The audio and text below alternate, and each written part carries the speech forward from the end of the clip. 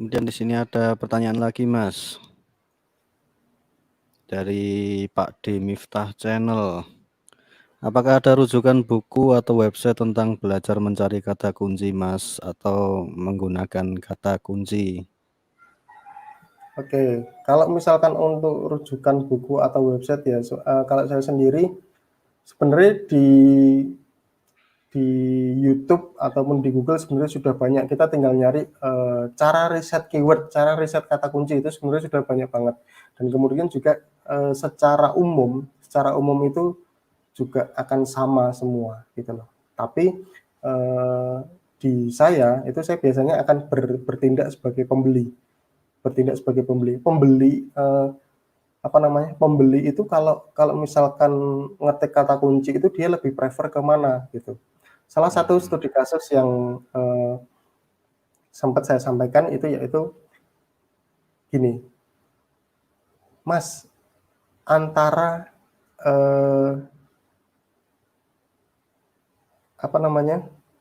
kata kunci kontraktor bangunan sama pemborong itu lebih baik yang mana, Mas? Gitu. Nah, tinggal kita mikir, kalau misalkan kontraktor bangunan itu akan terkesan profesional ya, secara didengar juga enak, kontraktor bangunan seperti itu. Tapi ternyata secara volume kata pemborong itu lebih banyak diketikkan gitu. Nah, itu kan balik lagi ke kita.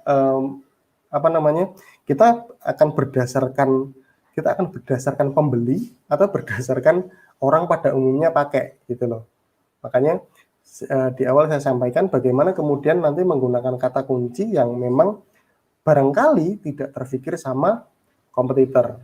Nah, kemudian kalau misalkan saya cari kata kuncinya di mana, Mas? Ya, di awal di pertanyaan-pertanyaan awal tadi saya sudah singgung sedikit.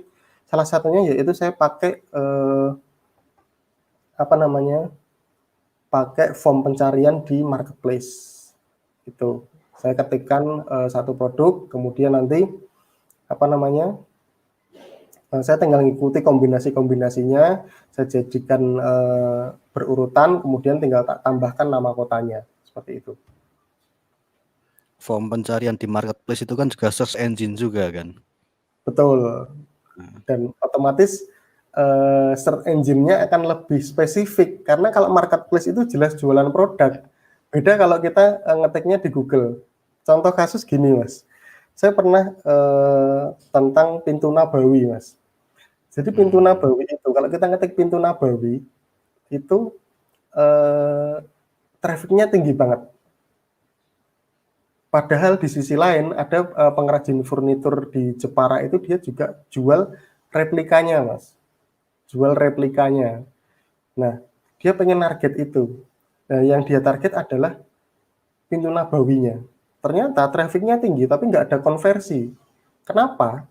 Karena orang nyari pintu Nabawi itu untuk dia para jamaah haji sama umroh biar dia apal nama pintunya gitu loh, biar dia nggak tersesat.